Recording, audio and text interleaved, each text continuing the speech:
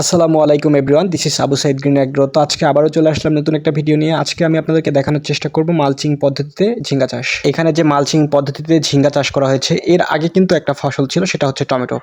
গাছে যখন টমেটো প্রায় শেষের দিকে, তখন আমরা এই যে টমেটোর যে গাছগুলো ছিল, যে পয়েন্টগুলো এই যে দেখতে পারতেছেন, এই পয়েন্টগুলোতে আমরা ঝিঙ্গার বীজ রোপণ করে দিয়েছি। তার কয়েকদিন পর যখন আমাদের টমেটো একদম গাছ থেকে ছেঁড়া শেষ হয়ে যায়, তখন আমরা টমেটোর গাছগুলোকে কেটে দিয়েছি।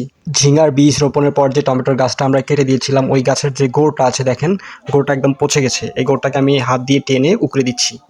আপনাদের মনে হয়তো বা প্রশ্ন থাকতে পারে যে আসলে মালচিং আমরা কেন করব, কিসের জন্য করব, আসলে মালচিং করলে আমাদের লাভটা কি? তো আমি বলবো যে মালচিং পদ্ধতিতে চাষ পদ্ধতিটা অত্যন্ত লাভজনক। কারণ আমি আপনাকে বলি, মালচিং পেপার ব্যবহার করলে জমিতে কোনো প্রকার আগাছা জন্মাতে পারে না, মাটির আর্দ্রতা সংরক্ষিত থাকে, সেচ কম লাগে, গাছের রোগবালাই ও পোকামাকড়ের আক্রমণ অনেক অংশে কমে যায়, যার কারণে ফলন বৃদ্ধি পায় এবং উৎপাদন খরচটাও কমে যায়।